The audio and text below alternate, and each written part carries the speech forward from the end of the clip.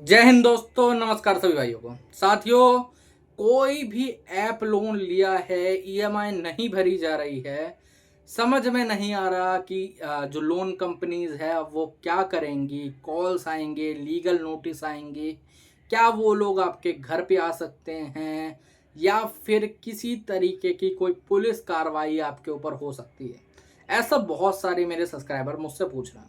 कुछ भाइयों का लोन डिफ़ॉल्ट हो चुका है, कुछ का होने वाला है, किसी का एनपीए होने वाला है।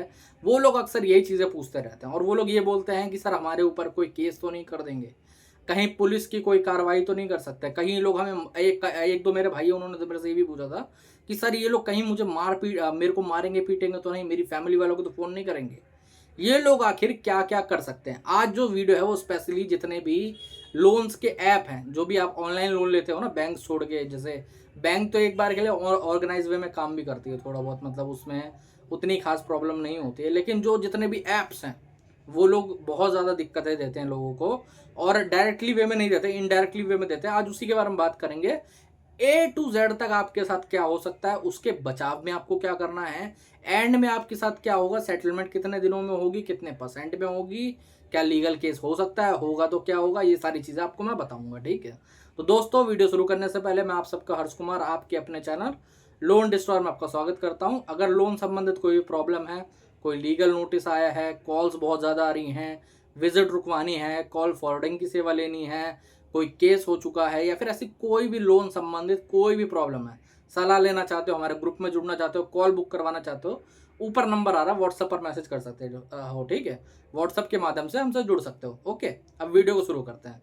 तो कोई भी जो ऐप लोन होते हैं, वैसे बहुत सारे हैं, लमसम मैं सबको काउंट करके चल रहा हूँ। ठीक है, कुछ थोड़ा जल्दी करते हैं, कुछ लेट करते हैं, वरना 100% ये काम तो जितने भी ऐप लोन्स हैं वो सब करेंगे। ऐप सारे ऐसी हरकतें करते हैं। ठीक है, तो आखिर वो लोग क्या करते हैं। देखो, सबसे पहली बात तो जिस दिन आपका लोन डिफॉल्ट होगा, सपोज करते हैं 1 तारीख को आपका लोन डिफॉल्ट हो रहा है। ठीक है, तो आपको शुरुआत के 1-2 दिन तो आई गेस कॉल नहीं आएगा, कईयों के ऑटो रिमाइंडर कॉल आने लगते हैं 1-2 दिन में। ठीक है, बट जैसे ही आपके शुरुआत के 2 दिन बीतेंगे ना, आपके फ़ोन में कॉल्स की भरमार लग जाएगी।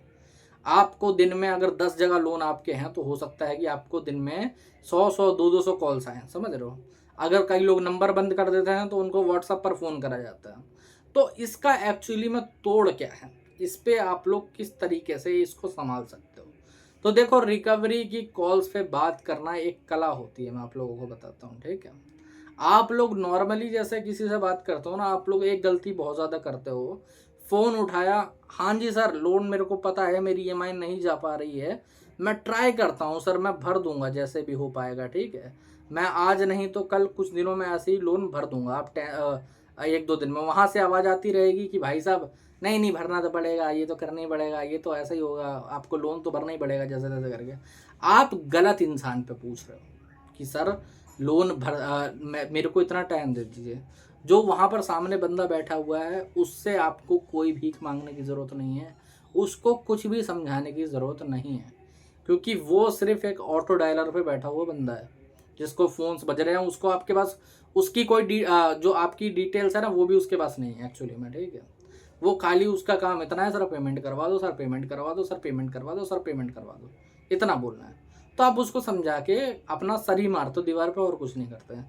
इसकी जगह पे आप सभी भाई ये कर सकते हो कि आप बैंक को या फिर सॉरी एनबीएफसी को आप एक प्रायर नोटिस ज़रूर दें। ठीक है, प्रायर नोटिस देने से ये होता है कि प्रायर नोटिस के बेसिस पे आरबीआई में सीधे कंप्लेंट हो जाती है। ठीक है, और दूसरी चीज़ ये भी होती है कि अगर आपने प्रायर नोटिस वगैरह दे रखा है तो ये कंपनियां कुछ कुछ तो रूल्स वगैरह भी फॉलो करती हैं, तो उस पर भी आप लोगों को अच्छी खासी हिदायत दे देती है, मतलब अच्छी खासा टाइम दे देती हैं। कोई दिक्कत वाली बात नहीं है कि आप 1 महीना या 2 महीना तो ऐसे छोड़ देती हैं, आराम से रिकवरी वगैरह नहीं करती हैं, समझे।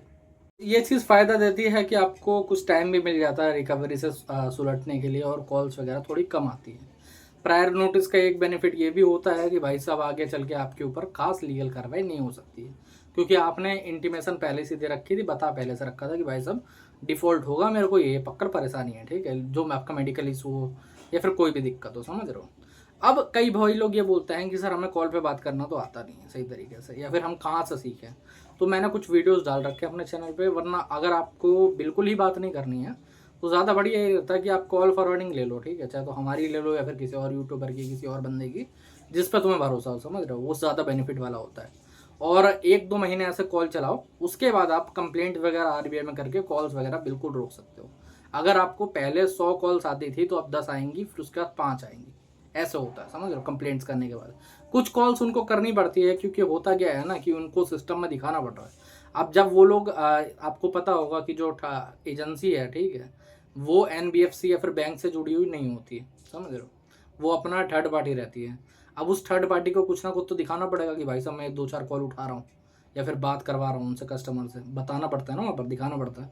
तो इसलिए वो लोग ये रखते हैं, ठीक है। आप इस तरीके से प्रॉपरली ये रोक सकते हो। अब आ जाते हैं होम विजिट पे। भाई साहब की होम विजिट का बहुत ज़्यादा डर फैला रखा है, इतना फैला रखा है कि आदमी कई ज़्यादा इतने डिप्रेस हो जाते हैं कि एड्रेस चेंज कर लेते हैं या फिर कुछ और कर लेते हैं।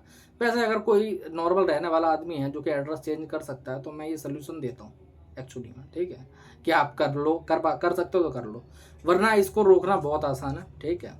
अगर आप रहते हो अपने एड्रेस पे, आपकी फैमिली वगैरह अकेली नहीं रहती, आप वहाँ पर रहते हो, तो रोकना बहुत आसान है, क्योंकि भाई साहब फिर आप इनका वीडियोग्राफी वगैरह करो, इन पे इनकी आईडी, इनका ऑथराइजेशन लेटर और डीआरए का सर्टिफिकेट मांगो।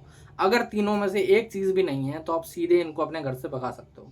इनको भगाने का तरीका एक सिंपल बताता हूँ आपको। आप कुछ मत करो, वीडियो कैमरा ऑन कर दो और इनके सर पर रख दो, और वीडियो बंद ही मत करो कि भाई तू ये तीनों चीज़ें दिखाएगा तो मैं तेरे से बात करूँगा, वरना नहीं करूँगा। क्योंकि जब आपने लोन लिया था किसी भी ऐप से, किसी भी एनबीएफसी से या किसी भी वेबसाइट से, तो मेरे भाई आपने वहाँ पर सारे डॉक्यूमेंट दिए थे, और सारे डॉक्यूमेंट देने के साथ साथ केवाईसी करी थी, सब कुछ करा था, तब आपको लोन प्रोवाइड हुआ था। तो जब ये लोग लोन लेने आ रहे हैं या फिर बात करने आ रहे हैं, तो भी ये चीज़ें दिखानी पड़ेंगी उनको, समझे। अब वो चीज़ें होंगी नहीं, आईडी कार्ड को छोड़ के डीआरए का सर्टिफिकेट और अपना ऑथराइजेशन लेटर हो ही नहीं सकता। मैंने आज तक किसी भी रिकवरी एजेंट को कभी भी ये तीनों चीज़ों के साथ नहीं देखा। एक ये लोग भ्रम फैलाते हैं, जब इनका कलेक्शन मैनेजर आ जाता है ना, तो ये बोलते हैं कि कलेक्शन मैनेजर को इन तीनों चीज़ों की ज़रूरत नहीं है। ये सच्चाई है, लेकिन उसको किस चीज़ की ज़रूरत है मैं बताता हूँ। उसका तो और बड़ा काम हो जाता है, उसको एक तो आईडी कार्ड चाहिए होता है, एक वर्क ऑर्डर चाहिए होता है। अब ये जो वर्क ऑर्डर होता है, ये सीधे सीधे एनबीएफसी की जो हेड ब्रांच होती है वहाँ से आता है। वो उसके अंदर ये लिखा रहता है कि भाई साहब कस्टमर ने 5 बजे की कही है, तो आप 5:10 पे ही जाओगे, उससे पहले नहीं जाओगे, समझे। वहाँ पर आपका अप्रूवल होना ज़रूरी होता है। आपने अगर बुलाया है, आपको इंटीमेशन दी गई है कि भाई साहब हम आपसे बात करना चाहते हैं, आप एक्सेप्ट करोगे तभी वो मिलता है। और वो चीज़ होगी नहीं, आप निकाल सकते हो इनको सिंपली, ठीक है। वीडियो रिकॉर्डिंग करो, बाद में कंप्लेंट के काम आएगा। अब कई भाई लोग इसमें ये बोलते हैं कि सर मैं तो घर पे रहता नहीं हूँ और रिकवरी घर वाले झेल नहीं पाएंगे, तो क्या करना चाहिए। तो मेरे भाई मैंने आप सबको बताया था कि देखो विजिट जो है वो 1 महीने के बाद ही स्टार्ट होती है, समझे। अब मान लो आपको 1 तारीख को डिफ़ॉल्ट हुआ था और आपने 1 तारीख से पहले प्रायर नोटिस भेज दिया, तो जो ये प्रायर नोटिस है ये एज अ कंप्लेंट काम करता है, समझे। आप इसकी जो कॉपी आपके पास थी, आपको एक स्लिप मिल जाती है जब आप स्पीड पोस्ट करते हो, या फिर आप मेल करोगे तो मेल का स्क्रीनशॉट लेके उसके बिहाफ में जैसे ही डिफ़ॉल्ट के आपके 30 दिन हो जाते हैं, आप तुरंत तुरंत आरबीआई में कंप्लेंट डाल सकते हो। रिकवरी मिसयूज़ की, कॉल्स की कि ये कॉल्स गलत कर रहा है, गाली गलौज कर रहे हैं, रिकवरी पे बदतमीजी कर रहे हैं, आईडी कार्ड वगैरह नहीं दिखा रहे हैं, ये सब चीज़ें करके आप कंप्लेंट कर सकते हो सिंपली वहाँ पर। कई लोग ये पूछते हैं कि सर रिकवरी वाला तो अभी आया नहीं है, पहले कंप्लेंट करना सही रहेगा। तो आप मेरे भाई कॉल्स पे कर सकते हो, आप पे कॉल्स पे बदतमीजी करी होगी तो आप कॉल्स पे कर सकते हो कंप्लेंट। अब होगा क्या कि जब आप आरबीआई में कंप्लेंट डालोगे तो वो लोग विजिट को बिल्कुल ही रोक देते हैं, बिल्कुल ही ज़ीरो कर देते हैं। ये सच्चाई मैं आप लोगों को बता रहा हूँ, बिल्कुल ही ज़ीरो कर देते हैं, आप लोग समझिए। फिर आपका लोन चाहे 6 महीने चले, चाहे साल भर चले, चाहे 2 साल चले, आपके घर पे विजिट नहीं होगी। आपको हल्के फुल्के कॉल्स वगैरह आएंगे, आप उन कॉल्स को संभाल सकते हो, वरना ब्लॉक कर सकते हो, कोई बड़ी बात नहीं है। ये तरीका पूरा होता है। हाँ, लेकिन इसमें टाइम मैकेनिज्म काम करता है कि इतने दिन बाद यहाँ कंप्लेंट करनी है, ऐसे करनी है, ये डॉक्यूमेंट्स यहाँ पर लगाना है, ठीक है। मैं इसके ऊपर डिटेल्स में वीडियो बना चुका हूँ, और आप लोग अगर हमसे करवाना चाहते हो तो हम भी कर सकते हैं, कोई दिक्कत नहीं आपके, ठीक है। अब दूसरी चीज़ पे आ जाते हैं। अब चलो हम लोगों ने कॉल्स और रिकवरी को तो संभाल लिया, सबसे बड़ी चीज़ है जो इलीगल नोटिस घर पे उठा के भेज देते हैं, मेल पे, एड्रेस पे, या फिर आपको एसएमएस पे भेज देते हैं लिंक वगैरह पे। तो भाई साहब इसमें क्या हो सकता है, क्या हमारे ऊपर कोई पुलिस की कार्रवाई हो सकती है। कई बार ये लोग पुलिस बन के या फिर एडवोकेट बन के फ़ोन करते हैं, तो मैं बता देना चाहता हूँ कोई भी एडवोकेट या फिर कोई भी पुलिस वाला आपको कभी फ़ोन करेगा ही नहीं ज़िंदगी में, ठीक है।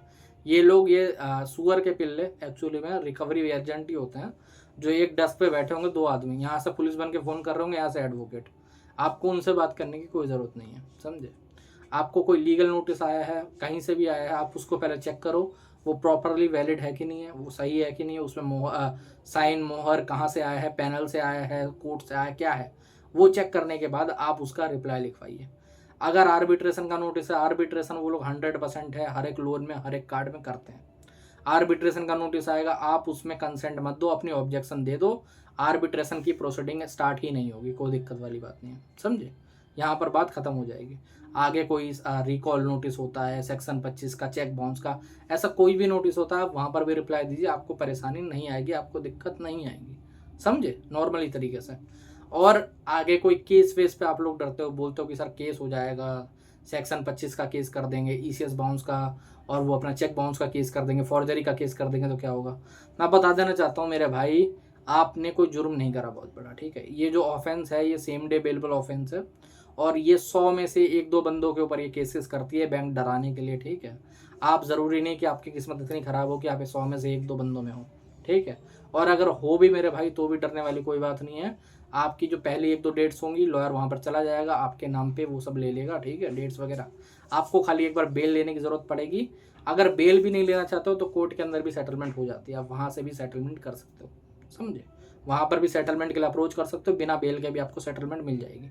आप डेट आगे बढ़ती रहती है, आप वहाँ जाके सिंपली डेट बोल सकते हो कि भाई साहब अपने लॉयर के बुलवा सकते हो कि हमें 2 महीने 3 महीने की डेट दी जाए, हम सेटलमेंट कर लेंगे, या 6 महीने तक भी वो रीच कर दिया, ठीक है। अलग अलग डिपेंड करता है, अलग अलग उस पर, समझ रहे हो, कि जज कितनी डेट दे रहा है, सिंपली मजिस्ट्रेट कितनी डेट दे रहा है, तो उस पर डिपेंड करता है। आप वहाँ पर सिंपली डेट ले सकते हो, आपको कोई खास परेशानी नहीं होगी।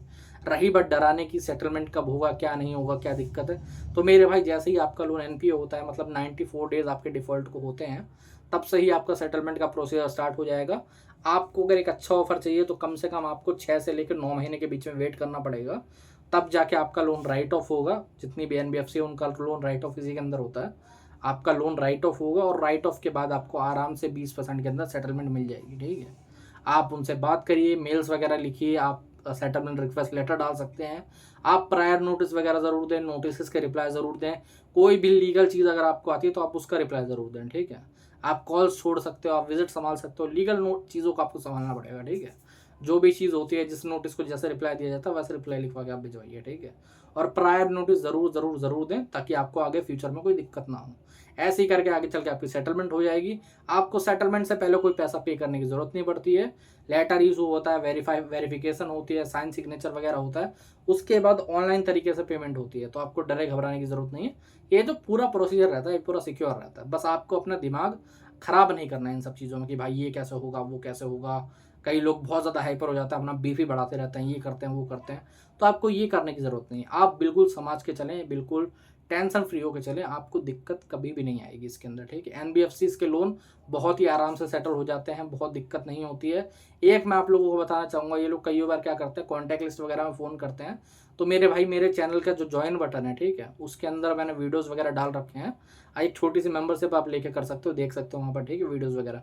कई भाई लोग ये पूछते हैं कि सर उसमें क्यों डाल रखी है आपने वीडियो। तो होता क्या है कि देखो, एनबीएफसीज की जो एजेंसी होती है ना, उनके सॉफ्टवेयर रहते हैं कई सारे। अगर मैं वीडियो उसके अंदर नहीं डालूंगा तो कई रिकवरी एजेंट भी ये वीडियो देखते हैं, तो वो लोग उसको अपडेट करते रहते हैं बारी बारी। वो लोग उसका डाटा बना के रख लेते हैं कई बार कस्टमर्स का। अब अगर मैं बताऊंगा ही नहीं तो उनको आइडिया ही नहीं आएगा, तो वहाँ से डाटा वो लोग हटा नहीं सकते, समझ रहे हो। इनका एक डिजिटल बोर्ड चलता है, जैसे आपने यहाँ से अपडेट करा है तो वहाँ तुरंत अपडेट हो जाता है। ये चीज़ें होती हैं। तो अगर उसको ये आइडिया हो जाएगा कि भाई साहब मैं डाटा बना कर रख लेता हूँ, तो वो रख लेते हैं कई बार।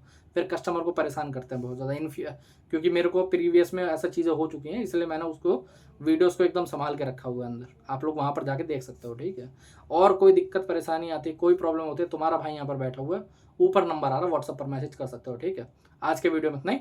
जय हिंद।